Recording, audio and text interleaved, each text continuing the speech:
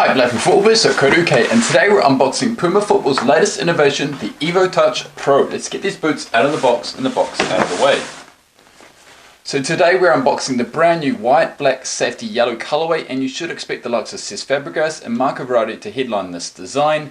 There's also been the launch design of black, white and safety yellow. It was a very nice and traditional design, but now we have a sort of invert, sort of white is the main color of this boot. So as its name suggests, the Evo Touch is marketed for the midfielder and defensive playmaker that likes to control the game, similar to what Adidas's Ace and Nike's Magista ranges are marketed for.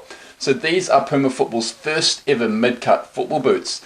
So both Adidas and Nike have designed pro-level ranges with collars including the Pure Control, Pure Chaos, Superflow, Obra and Hyven ranges.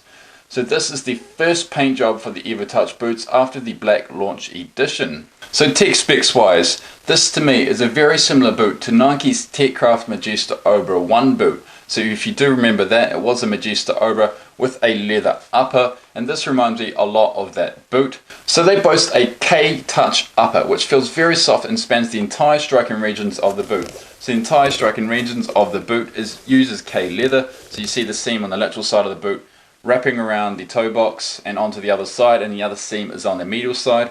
It's actually quite a lot of K leather on this boot, and quite noticeably there's actually no stitching lines, so I wonder how it will actually sort of structure and wear over time. Leather does stretch, especially K leather, it will stretch over time, and this doesn't have any sort of internal structure or external structure to sort of support the leather, so I wonder how it's actually going to wear over time. So hopefully it will last you 1 to 2 seasons, but we can't be sure of that just yet. But overall, it's a really sort of soft and thin material. As I put my thumb down here on the toe box, as you can see, I push it down and it doesn't really pop back up. It's a very, very soft and thin material. So what is quite apparent is the lack of stitching on the upper. So generally stitching is applied to leather uppers to help the leather flex in the right position, as well as providing structure and durability to the material. But on the Evo Touch, there is no stitching whatsoever, apart from the 2 stitching lines and the stitching line around the upper itself, but nothing in terms of structuring the upper. So yeah, and as I mentioned before, durability may be an issue with the Evo Touch in terms of the leather actually wearing and the leather actually stretching over time. So you may be wise to actually try this boot before you buy. It's definitely a boot you should try before you buy, because you might want to get a really sort of tight compressive fit, knowing that the leather will expand over time. So maybe going half a size down from your true size may be the way to go with the Evo Touch. So much like what we've seen on previous Adidas and Nike solos, PUMA have applied an elasticated material in the tongueless design and collar dubbed Evonet, which is designed to compress around the midfoot and ankle for added responsiveness. So just bring it closer, it's this elasticated material which runs in this tongueless design. Yes, there is no tongue on the Evo Touch. We have seen a no tongue design on the Pure Control by Adidas Football, as well as the Superfly, the Obra and the Hyven on Nike's football boots. It has a no tongue, which is sort of a bit different from PUMA's boots. PUMA boots do have tongues, they're a sort of traditional brand in that sense, but this is one of the first boots to actually not have a tongue by PUMA Football. It's a really sort of elasticated material, and one thing to note is that it's actually quite perforated from here right down to the end. There are perforations, so you can pretty much know what I'm going to say here. If it's raining a lot, you're actually going to get a really wet sock, and overall, hopefully the boot doesn't actually gain a lot of weight over time, but you do have perforations on top of the sock.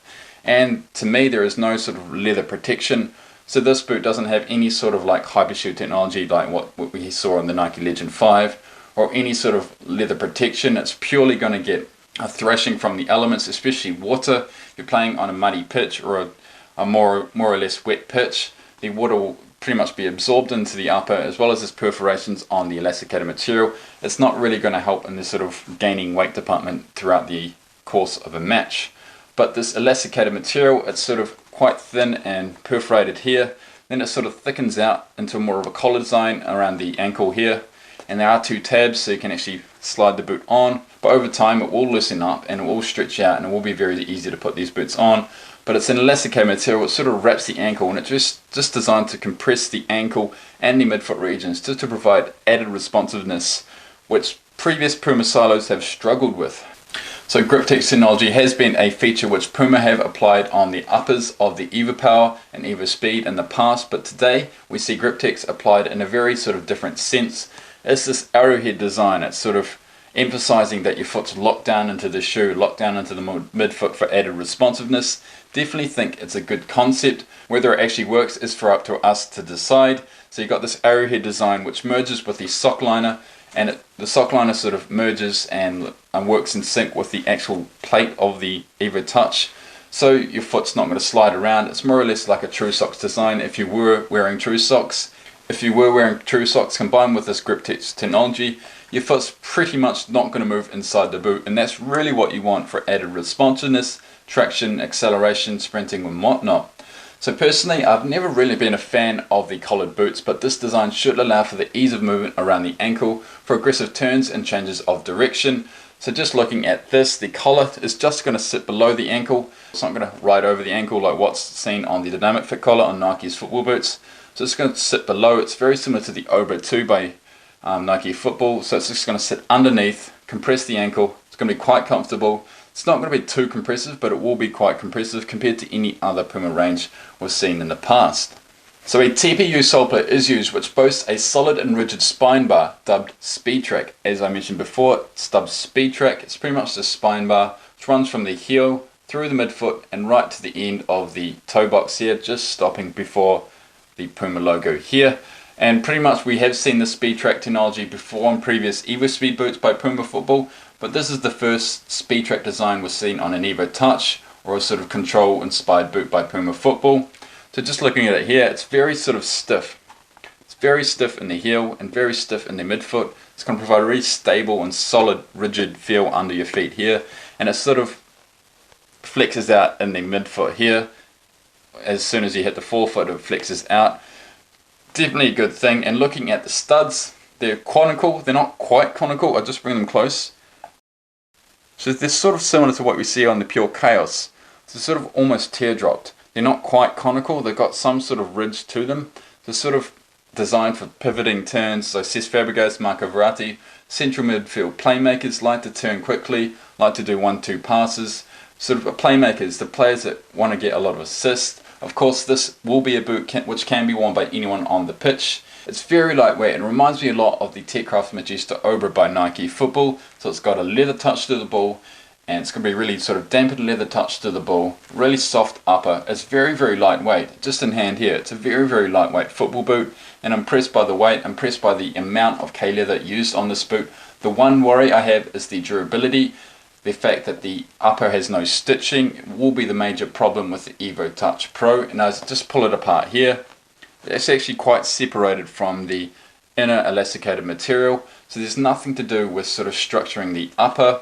Most leather boots have some sort of internal structure system. The Tempo Legend 6 has no exterior stitching lines, but it has an internal skeleton system to really structure the upper, make sure the boot will last its season, if not more.